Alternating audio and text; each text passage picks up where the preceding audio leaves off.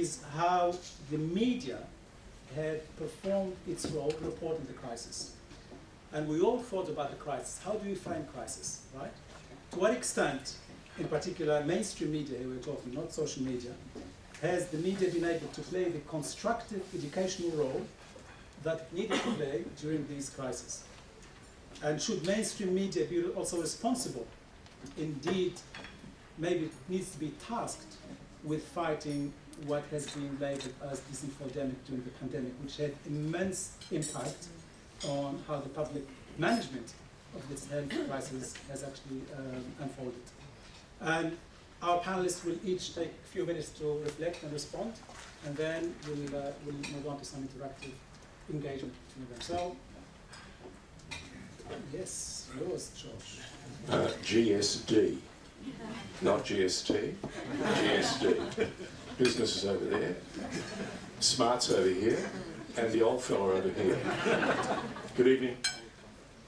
And it's an interesting thing you've left us with to ponder. I've spent many years working behind the scenes and working on air.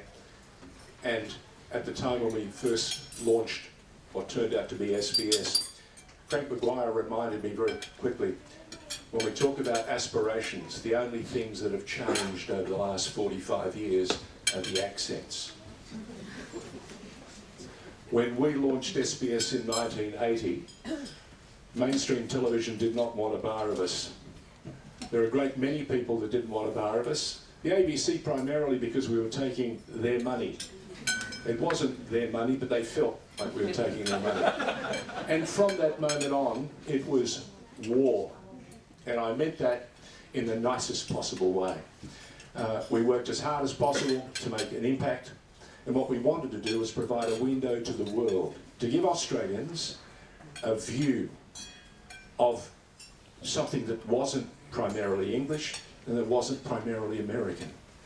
And every morning, 11 o'clock in the morning, we'd get 2 satellite feeds, and that was it. And we'd spend the rest of the day working on making a bulletin come alive. And what we managed to do was we had access to any number of academics and professionals, and we would have finished and polished stories by the end of the day. Today, Dan and Sumaya go to air.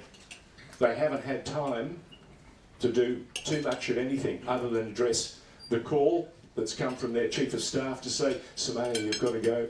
There's another sermon coming up and you've got to get to Parliament House. Or in Dan's case, there's a business breaking. We want you to talk about NFTs. And he's got to go there and deliver some measure of a story with almost next to no time to prepare. That's the challenge. They're wonderfully skilled young broadcasters today. We have some wonderfully well-trained people, but we've given them no tools, or not enough tools, and if the truth be told, there's a great deal of wisdom that's been washed out of television and radio and newspapers over the last 15 years because of technology and this wave of technology that's swept through. And television costs an awful lot of money. Radio costs an awful lot of money. Newspapers cost an awful lot of money.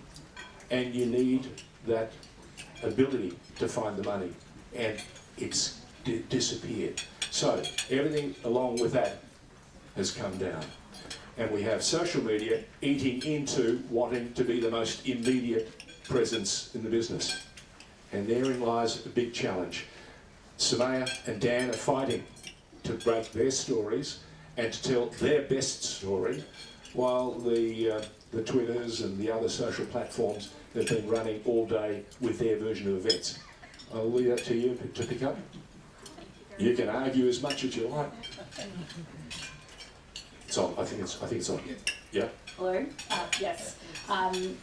Yeah. I guess two of the points that I wanted to make in terms of the media covering the crisis and the media crisis was the hollowing out of the media and the loss of enormous talent over the past couple of decades, a lot of wisdom, a lot of analysis, a lot of really intelligent people who had a lot of really intelligent things to say, and we've basically lost it. And one of the things that I did say in the Zoom call yesterday was it's like a hollowed out Lamington. So you have a lot of junior reporters who are able to run out to a crime scene and get the facts and the figures, and you have a lot of really senior people who take a few months to work on one particular story that a junior reporter might do in 2 weeks. But you don't have that mid-tier experience, those who are able to provide, you know, the political context, the historical context, what it all means. And I think that has impacted on our ability to tell stories, to be able to present things a lot better, to be able to, present things a lot more nuanced as well. And just media in terms of crisis, one of the points I think with the COVID pandemic essentially was, as journos, we come from, you know, as Dan Ziffer said, at that intersection of public debate. So you'll have a political issue or a societal issue, and journos will debate that, will allow a platform for other people to debate that particular issue. This person said X and the academic said Y. And I think with COVID, we did take a lens of, yes, it was absolutely a health crisis, and I think a lot of my colleagues did appreciate that, but there was the economic side of it, there was the political decision-making side of it as well, and there was all of the other societal problems that arose from it. And we took, again, we thought we had to take a bit more of a, there are elements of this that we can debate, and I think a lot of other people in the public saw it solely as a health crisis that we needed to get through.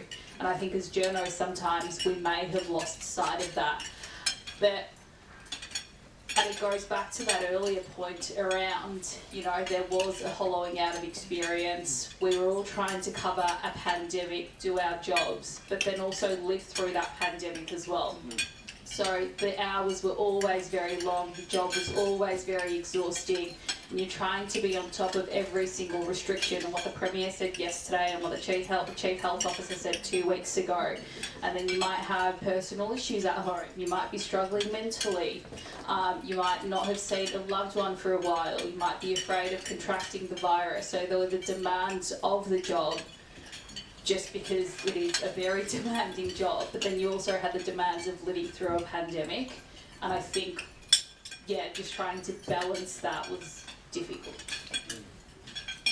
Thank you. Good evening. It's lovely to be here, and it's great to be out. You all look wonderful. You've dressed up. You're only saying that And this is, I'm starting here because we're going to talk about the media, so it's generally downhill from there. So I'm just going to start with something positive. I mean, the issue, you know, generally is, I haven't seen the 6 p.m. news tonight, so I don't know what happened. But I'm guessing that if no one was taken by a shark at St Kilda Beach today, we probably didn't cover it, because no one was taken by a shark at St Kilda Beach today. We have to focus on the most impactful and attention, the things that are taking people's attention. During the crisis, it was so exposing and so obvious to see what the big issues were that sometimes I think it obscured the smaller ones for some time. There are obviously huge issues in the media, the first one being that it's the media. And so it encompasses everything from the Times of London to Jim's Bob live streams, you know, on YouTube. So it's not a homogenous mass, although sometimes it does seem capricious and moving in the same direction at some times. We have seen, and you can go to the really good surveys like the Edelman Global Trust Survey, a decline of trust in institutions, whether they be, and we can see, let's just go back through the royal commissions we've had in recent years, many of which have focused on financial, religious, different institutions that were pillars of society that were eroded from within and doing real harm. And part of the real harm is that has eroded our trust in institutions. One of them being the media. We are very fallible and very poor at fessing up when things have not gone spectacularly well. That is often something that the media has a megaphone, but often not great at self-analysis, particularly when it's gone down the wrong track. And sometimes that has happened en masse. We've had a democratising effect from social media where people who weren't previously given a voice and didn't have any ability to get their stories out now do, but a similarly corrosive effect from some of the ways that those platforms and technologies are used. So, as I said, I have no answers or easy solutions, but you should know that people who do work in the media do think so hard and absolutely sweat and burn over what they do and the impact that it will have on people. Very few people that I've met on the journey of it dash off their work knowing that it has no impact. They know that there are real people at the end of it, that this is read and consumed and has an impact, and they do think extremely carefully about what they do, particularly when they know that it will, there is hurt and pain and hard questions involved. So we've been through a really tough 2 years. I think we've seen in the media an ability to do good through that, through communicating to people, through disseminating messages. But as ever, there's never one truth, there's never one simple answer, and I think that complexity is sometimes hard to get across. Can I ask you both of you, because you're currently on air and you're both working, I've been alarmed not so much at the quality of the product and what's come out, but it's the tone of the news. I think we can say a lot of things in life, but it's the way you say it. And I think the tone has actually been one that's a lot more alarming than anything else. That's the thing that's bothered me. It's almost like a screeching every night. It's been this clamour to get a headline up, or, as we said before once, about clickbait. It was like everybody seems to be now wanting to be as loud and as noisy as possible to make the maximum impact. Are you feeling that, or is that just my perception? Well, I work at the ABC, so there is no tone. Of course.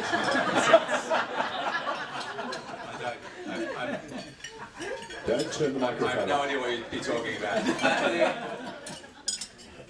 But you know, I think back to some of the days of the pandemic. There's a fantastic Channel 9 News 6 p.m. introduction from Peter Overton, who does this.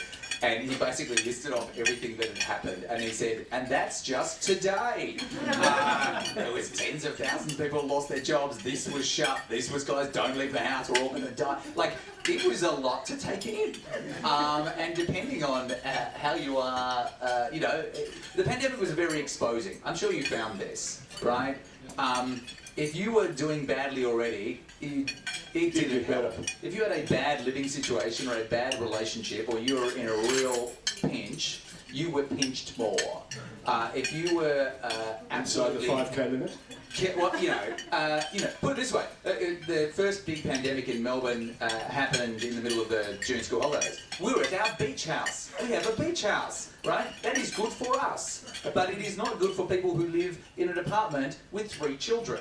So it was very exposing of people's situations, and I think that probably elevated the volume. Can I shift? Sorry, I don't need that. No, you don't. I don't need that anyway. So. Just shift the conversation a little bit, but really in a way that it connects with a lot of the issues that you've highlighted, all 3 of you. And I think media in general plays a significant part in telling the story of who we are as a nation. So it kind of constructs the narrative of national belonging. But for it to do that job properly, I think there's no doubt that media needs to reflect who we are in terms of its own diversity. You're talking about diversity, what we see on air. Exactly. And what we hear on air. What we hear. We go straight to Frank's point. How many accents do you hear on radio and television? And the answer is not many. And the ones that we do hear are wonderful. They are strong and they are unique. And as Graham Kennedy once said to me, if you're going to work in this business, my boy, don't be black, don't be white, and be black or white, don't be beige. And that's why when you have a strong accent or when you have a particular style, it's like Jared Wakely. I remember when Jared joined us at Channel 10 in those early days, people said, this guy's not going to survive. Well, not only has he survived, but he's become a champion of the business and one of the best at his craft. So this extraordinary business needs new faces, new voices all the time. When we arrived in 1980 to create this thing called the SBS, it stunned people. They never imagined, one, we were prepared to do it, and two, we had the temerity to do it. And the challenge today is, and I say this to the ABC, I'm delighted to see that the ABC is now more SBS than SBS is. I'm just wondering when the SBS is going to learn that they have an extraordinary capacity to do good, and they've got to return to not being a niche broadcaster, but go back to their charter and address some of the key parts of that charter and get programs on air that actually reflect what we're seeing and what we're doing each and every day. If they do that, I'll be their number one champion. But at the moment, I look back and I go, what are you doing? Sorry. So may I have a lack of representation? Yeah, just to pick up on the comment that Dan made about him being at his beach house when that June lockdown was called. I think, and I guess the reason why I think diversity is important isn't necessarily just to even see me or hear what I'm talking about or think, you know, oh look, she's a hijabi there, how good is that? But it's being able to actually reflect some of the experiences that a lot of Victorians live through, that when you are beige and when you are, you know, no offence, pale, male and stale, you reflect only one type of view, and you have a very limited experience. You know, there were people in their beach houses, or there were people in who lived in 4-bedroom, 5-bedroom houses with, we had a story in our paper about a family who took up sport during the pandemic and how it had been great. They had been using their backyard swimming pool and their backyard tennis courts, and it had been great for the kids. And then you go across to, you know, so like I did a pretty, a big deep dive into Hume, the city of Hume in the 6th lockdown, and why COVID really took off there, and I guess why people weren't vaccinated as much. And you know, the number of GPs, the number of pharmacies, the number of state vaccination hubs, the number of access points to be able to access information was literally so limited. I think there are about 2 GPs in Hume per 100,000 people compared to about 10 in the leafy eastern suburbs. It's being able to tell all of those disparities and being able to really highlight the experiences of not just one part of Victoria or one part of Australia, but being able to highlight the experiences of what a lot of Victorians are going through, that, you know, because of the media, we're all university educated these days. Most of us do live in a certain radius of the city. Most of us do come from a very similar background, and your worldview is going to be very similar, and your experiences are going to be similar. Knowing what it's like to live in Hume, knowing what it's like to have only 2 GPs per 100,000 people compared to 10 in Malvern, for example, that is what helps us tell better stories and actually have a real impact and make a difference in terms of policy as well. The thing that's always frustrated me is that the commercial world is ahead on this. I remember 5 years ago seeing a Coles ad with a family, and there was an Asian woman and an Anglo-Saxon guy, and I texted my friend who is in that kind of relationship and said, you won't believe what I've just seen. So you look at a show like The Block or this kind of reality TV shows, right? They would never get 8 couples from South Australia. That would be insane, right? And it would be so obvious that that was crazy. Like, they wouldn't do that because, well, they want to get people interested from all the states around the country, you know. And actually, reality TV and those kind of commercial pursuits have been a lot better at representing Australia because they want everyone to watch. They want everyone to see themselves in the endeavour and commit to watching their show. I'm not saying it's a higher level, you know, thing going on here, but I mean, but it's really obvious, right? And I think the media, and I've done work with trying to get lots of journos in, it is really hard, and I totally understand some of the issues. One being, in a lot of countries, the media is not a highly respected profession. I would say Australia, I'd include that. I know that if my dad, who was conceived in a refugee camp in China, went to his parents and said that he was going to be a journo, they would say, that's fantastic. Anyway, back to medical school with you. So there are these barriers, but they are very surmountable, and they certainly need to be faster.